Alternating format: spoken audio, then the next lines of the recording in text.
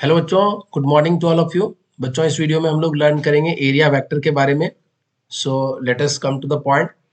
बच्चों, अगर अपने पास कोई एरिया दिया हो तो उसको कैसे हम लोग वेक्टर फॉर्म में समझते हैं, that is very very important.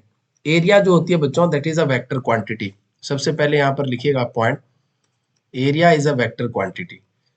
Area area कैसी क्वांटिटी होती है बच्चों? वेक्टर क्वांटिटी होती है। Area is a vector quantity. area is a vector quantity. Okay, so area is a vector quantity. First point है बच्चों। और जब वेक्टर क्वांटिटी होगी तो it will have magnitude and direction. तो इसके पास क्या होगा? मैग्नीट्यूड भी होगा प्लस डायरेक्शन भी होगा।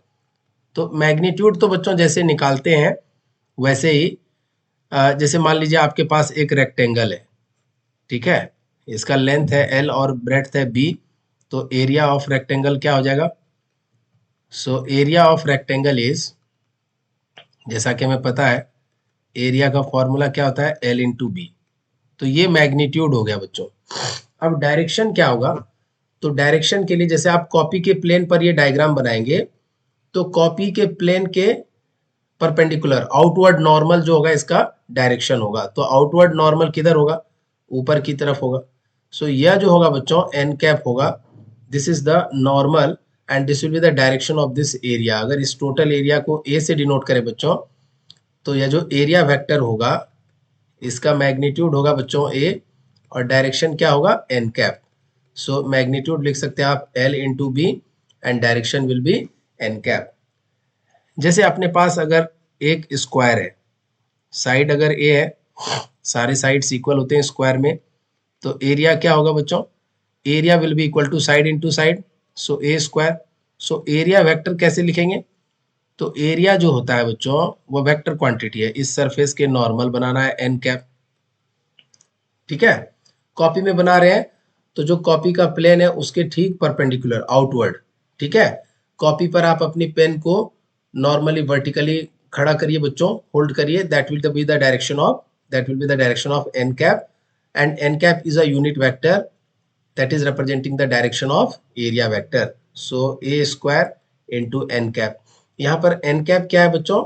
This is normal unit vector, और unit vector normal to this surface. Unit vector normal to the given surface.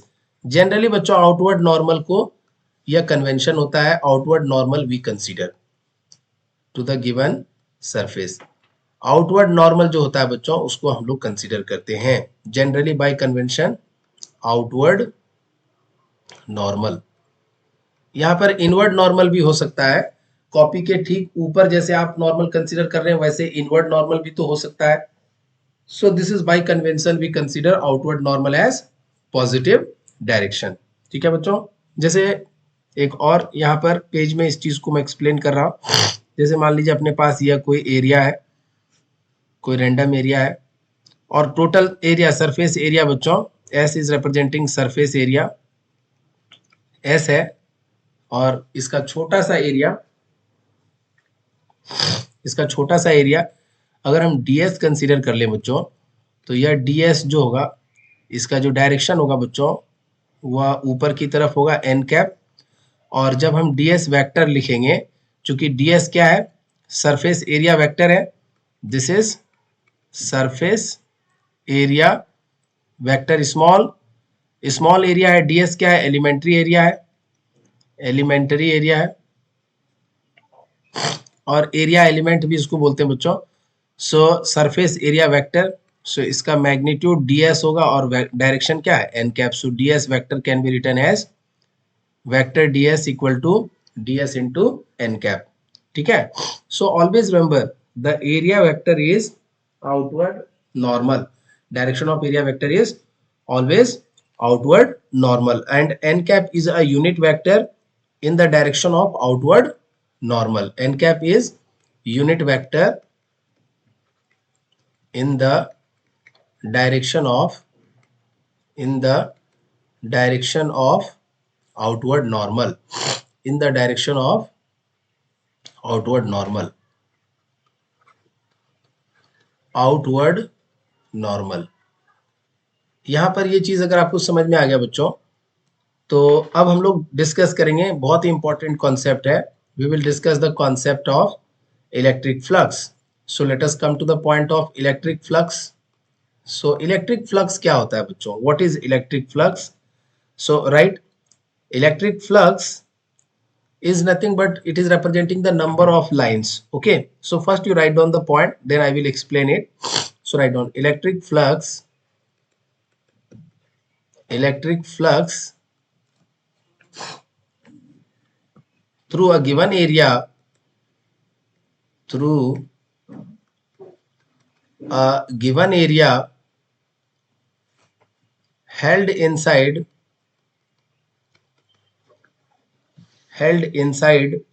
an electric field, held inside an electric field,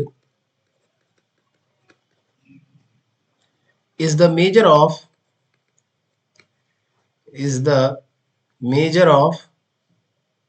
the total number of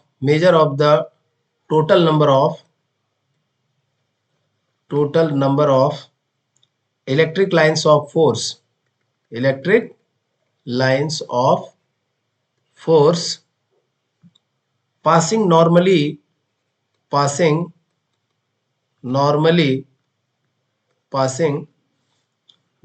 through that area, बच्चों इसको समझना है, ठीक है। सो electric flux का जो definition है बच्चों, यह कहता है कि जहां पर भी इलेक्ट्रिक फील्ड है तो उसे हम इलेक्ट्रिक फील्ड लाइन से रिप्रेजेंट करेंगे। आप जहां पर भी इलेक्ट्रिक फील्ड लाइन से इलेक्ट्रिक फील्ड है बच्चों, वहां पर जो भी एरिया आप कंसीडर करेंगे, उस गिवन एरिया से जितना लाइंस ऑफ फोर्स जो है नॉर्मली पास हो रहा होगा, that will be the electric flux. मतलब number of lines passing through given area normally. इसको कैसे मेजर करते हैं बच्चों, हाउ टू कैलकुलेट दैट, इसके लिए बच्चों हम लोगों को यहाँ पर एक कॉन्सेप्ट है, उसको डिस्कस कर लेते हैं। How to measure that, that is more important. मान लेते हैं अपने पास यह जो है प्लेन एरिया है और यह इस तरह से है बच्चों, this is a planar area, ठीक है। और यहां से ये जो एरिया है बच्चों, इस एरिया से इलेक्ट्रिक लाइंस ऑफ फोर्स किस तरह से पास हो रहा है? तो electric lines of force is passing normal to this area, इसके नॉर्मल पास हो रहा है। यहाँ पर इलेक्ट्रिक लाइंस ऑफ फोर्स जो है नॉर्मली पास हो रहा है। कैसे समझना है? तो आप कॉपी के एक पेज को बच्चों वर्टिकली जो है कॉपी के प्लेन के परपेंडिकुलर डायरेक्शन में होल्ड करिए, या फिर पूरी कॉपी को ही अपने टेबल पर वर्टिकल डायरेक्शन में होल्ड करिए, और फिर आप लेफ्ट से राइट की तरफ जो है number of lines of force को रिप्रेजेंट करिए, जो कि वो जो प्लेन होगा, कॉपी का जो प्लेन होगा, एरिया जो होगा उस पे क्या हो? नॉर्मल हो। सो यह जो इलेक्ट्रिक फील्ड लाइंस है बच्चों, these are normal, these are perpendicular and normal to this surface, ठीक है। इसको अच्छे से आप बना लीजिए यहाँ पर। This is very very important concept. So electric lines of force इस तरह से नॉर्मली पास हो रहा है इस गिवन एरिया से, सरफेस से। So this is representing E vector. Now what you need to do बच्चों, यहां पर अगर हम देखें तो ये जो गिवन ग्रीन कलर का जो एरिया है, इसका टोटल एरिया को अगर हम S से डिनोट कर दें, if S vector is representing the total area, तो आप देख सकते हैं theta angle between S vector and E vector. E electric field vector है और S जो है वो एरिया वेक्टर है। S क्या है? एरिया वेक्टर है, एरिया वेक्टर। और यह एक सरफेस है बच्चों, this is a surface through which this is electric lines of force is passing.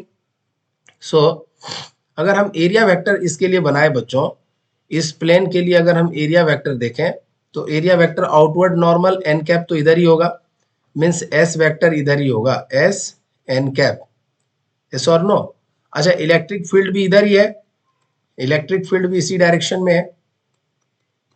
So angle theta is the angle between area vector and S vector. तो इस case में E vector और S vector के बीच angle क्या होगा बच्चों?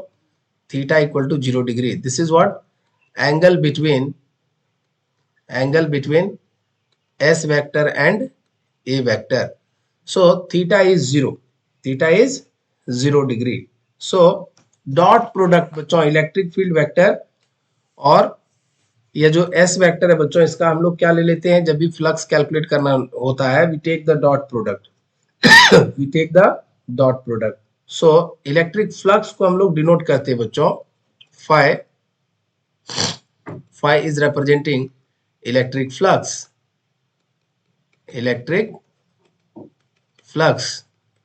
Through area S. ठीक है बच्चों। सो टोटल फ्लक्स जो होगा दैट विल बी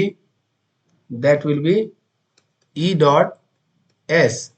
और बच्चों जब दो वेक्टर का हम डॉट प्रोडक्ट लिखते हैं तो this is given by vector A magnitude into vector B का magnitude into cos of theta, where theta is the angle between vector A and vector B.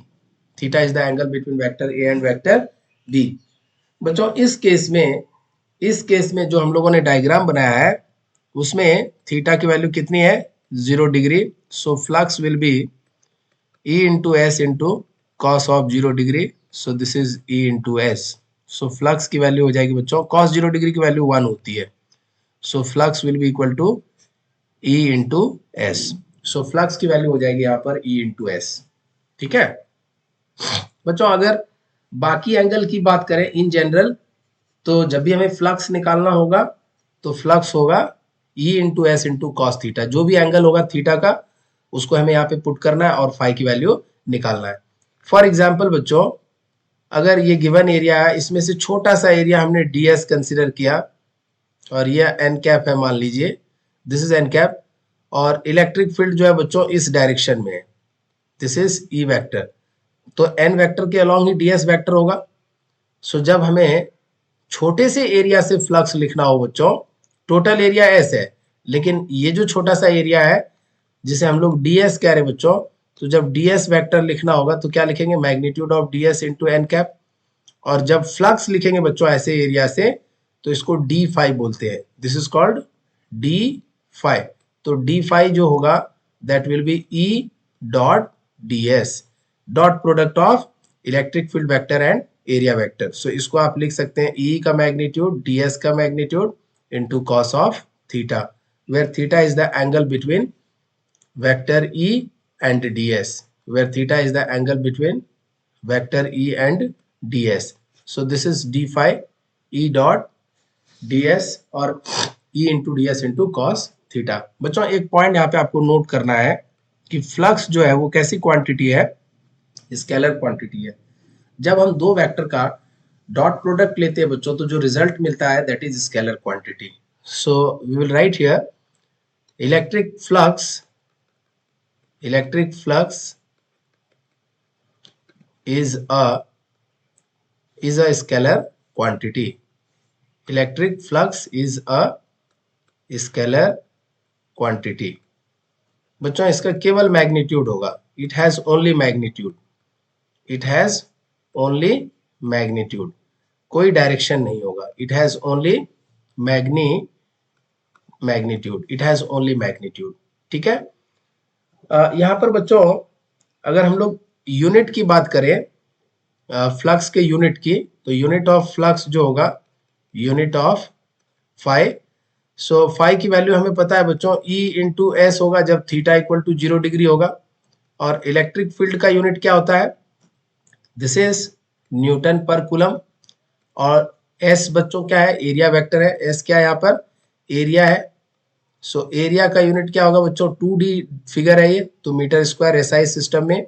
So this we can write newton metre square per coulomb.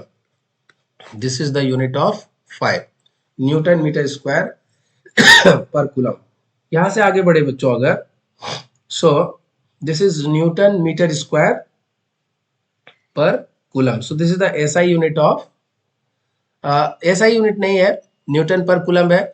आप electric field का बच्चों एक और unit है electric field का एक और unit है वोल्ट पर मीटर, इसके इक्विवेलेंट न्यूटन पर कूलम के इक्विवेलेंट है बच्चों वोल्ट पर मीटर, और यह एरिया वेक्टर है बच्चों, तो एरिया का यूनिट होगा मीटर स्क्वायर, तो एक एक यहाँ पे कैंसिल हो जाएगा, सो वोल्ट इंटू मीटर और वोल्ट मीटर, सो वोल्ट मीटर यह जो है बच्चों यह यूनिट है फ्लक्स का, and this is the SI unit of flux, this is the SI unit of flux. तो आपको एग्जाम में पूछा जाएगा बच्चों कि एसआई यूनिट ऑफ फ्लक्स क्या है, तो that will B volt meter VM, या फिर ये फॉर्मूला अगर पूछा जाता है तो बताएंगे, अदरवाइज एसआई जब भी पूछा जाएगा तो you have to tell this formula only. यहां से आगे बढ़ेंगे बच्चों, मूविंग फॉरवर्ड, जो सबसे इंपॉर्टेंट कॉन्सेप्ट है बच्चों वो है गॉस थ्योरम का, इससे आगे का जो कॉन्सेप्ट है जिसमें हम लोग आगे बढ़ेंगे, and that will be the concept of Gauss theorem. So we'll start the concept of Gauss theorem from the next video. In this video, this much only. Thank you.